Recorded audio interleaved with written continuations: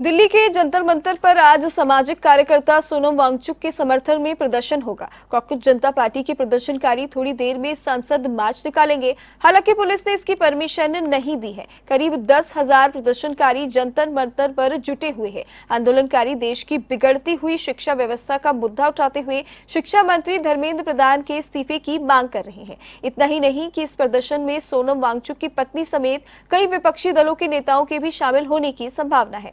प्रदर्शन को देखते हुए दिल्ली पुलिस ने सुरक्षा के व्यापक इंतजाम किए हुए हैं और संवेदनशील इलाकों में अतिरिक्त पुलिस बल तैनात किया है। सुरक्षा को चाक चौबंद करने के लिए सुरक्षा एजेंसियों ने नई दिल्ली जिले को कुल 15 जोन में बांट दिया है। सुबह 4 बजे से ही दिल्ली पुलिस का पूरा अमला अलर्ट पर है। इस बार सुरक्षा की कमान सीधे सीनियर ऑफिसर्स के हाथों में है, जहां स्पेशल सीपी, ज्वाइंट सीपी और डीसीपी रैंक के अधिकारी खुद मौके पर रहकर सुपरविजन करेंगे।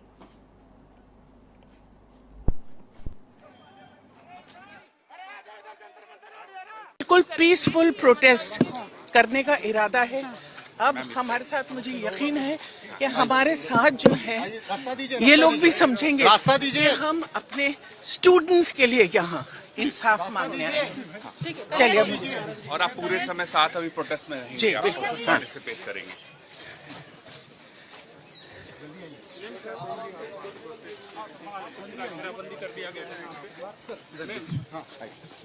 मैम क्या मैसेज मिलेगा? तो हम लोग यहाँ जो है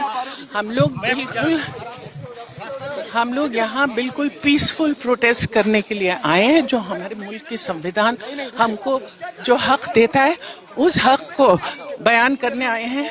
महात्मा गांधी जी ने हमको सिखाया था कि किस तरह से पीसफुल प्रोटेस्ट होता है। और इसी खबर पर अधिक जानकारी के लिए हमारी संवाददाता रिया राय हमारे साथ जुड़ चुकी है। रिया, दिल्ली के जंतर मंतर पर आज ये जो सोनम वांगचुक के समर्थन में प्रदर्शन होगा, इसमें और क्या अधिक जानकारी आ रही है? क्या सब आज होने वाला है? देखिए, सीजेपी यानी कि कांग्रेस जनता पार्टी के माध्यम जो आज प्रदर्शन किया जा रहा है, उसे लेकर अब तक जंतर मंतर पर काफी जो छात्रों की भीड़ है वो इकट्ठी हो चुकी है और इस भीड़ को किसी तरीके से संयमता इसमें बनाई रखी जा सके और किसी भी तरह की जो घातक तस्वीरें वो हमारे सामने ना आए, इसको लेकर जो तमाम दिल्ली पुलिस है उनके माध्यम से सुरक्षा के भी काफी ज्यादा इंतजाम किए गए हैं। 3 जो लेयर की बैरिकेडिंग है वो इस वक्त मौके पर देखी जा रही है। हालांकि सुबह जिस तरह से जिक्र किया गया था और कुछ ऐसी तस्वीरें भी सामने आई थी जिसमें कि भीड़ ने बैरिकेड को तोड़ दिया था। हालांकि अभी इन सभी चीजों पर जो पुलिस है उन्होंने पूरी तरह से जो सुरक्षा के नियम है उनके तहत कहीं ना कहीं पर काबू पा लिया है। लेकिन जो छात्र हैं वो लगातार अपने नारे लगा रही हैं। उनका यही कहना है कि शिक्षा व्यवस्था को किसी भी तरीके से जो सरकार है उनको दुरुस्त करना होगा और यही वजह है कि आज सड़क से लेकर संसद तक की जो ये कूच है छात्रों की वो होगी और उसमें सरकार को इस बात की जवाबदेही देनी होगी कि आखिर इतने लंबे समय से इतने सारे जो छात्र हैं वो सिर्फ एक ही मांग कर रहे हैं कि शिक्षा व्यवस्था को मजबूत किया जाए, लेकिन इसे इतनी ज्यादा लापरवाही के साथ क्यों लिया जा रहा है। इस तरीके के जो लगातार अपीलें हैं वो छात्रों के माध्यम से की जा रही हैं और आपने अब तक कई लोगों के बयान भी सुने होंगे जिनमें सीधे तौर पर ये कहा जा रहा है कि हम किसी भी तरीके की ऐसा कुछ जो तस्वीरें हैं वो सामने नहीं आएंगी जिनसे कि आम जनता पर प्रभाव पड़े या फिर अनुशासन में कोई बिगाड़ नजर आए, बल्कि इन सभी चीजों को ध्यान में रखते हुए शांतिपूर्ण तरीके से वो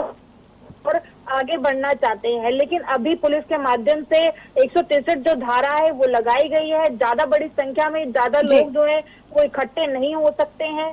तस्वीरें कुछ अलग अंदाज में नजर आ रही हैं, लेकिन ये देखना अहम हो जाता है इसमें कि आखिर सीजेपी के माध्यम से जो पूरी तैयारी की गई है ये आखिर कितनी सफल साबित होती है या फिर जो छात्र लगातार धरना स्थल पर मांग कर रहे हैं क्या उस मांग पर सरकार अपनी कोई बात रखेगी, क्योंकि आज मॉनसून सत्र है, पहला दिन है और विपक्ष खास तौर पर इस मुद्दे को उठाता हुआ भी नजर आएगा। ऐसे में सरकार क्या इसका जवाब देगी, कोई आश्वासन देगी, क्या कुछ होगा? जैसे ही इस बारे में कोई जानकारी मिलती है वो हम अपने दर्शकों को बताएंगे। फिलहाल अभी छात्र लगातार नारे लगा रहे हैं और साथ ही साथ में छात्रों से अपील की जा रही है कि जितना भी हो सके उतनी बड़ी संख्या में वे लोग इकट्ठे होते जाएं।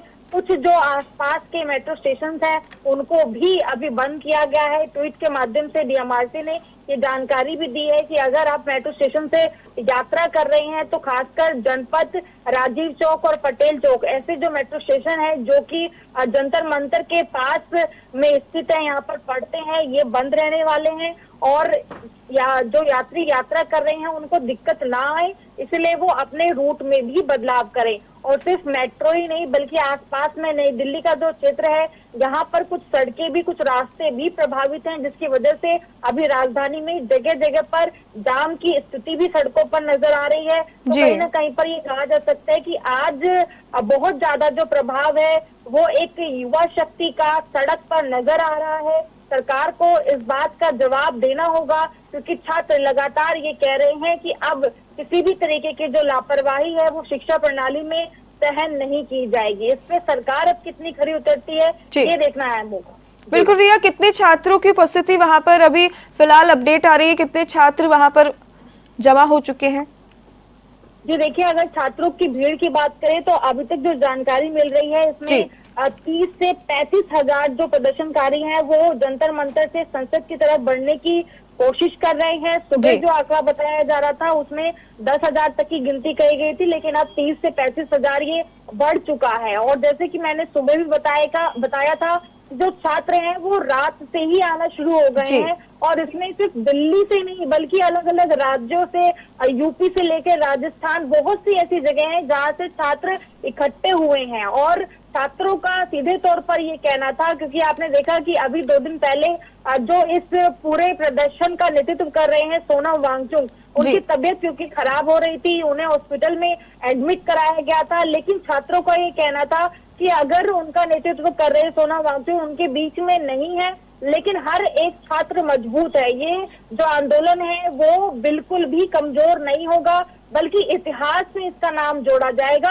ये पहला ऐसा आंदोलन होगा जब छात्र और युवा शक्ति सड़क पर उतरी है और इतनी बड़ी संख्या में, इतनी भारी संख्या में उतरी है। तो सरकार को कहीं ना कहीं पर अपने जो दावे उनकी तरफ से किए जाते हैं कि शिक्षा व्यवस्था बहुत दुरुस्त हो गई है, लेकिन काफी सवाल इस पर उठ रहे हैं, लगातार पेपर लीक हो रहे हैं। तो ऐसे में सरकार उन पर कितना काम कर रही है इसका जवाब भी देना होगा और आगे ऐसा कुछ ना हो इसके लिए सरकार को एक मजबूत आश्वासन भी देना होगा।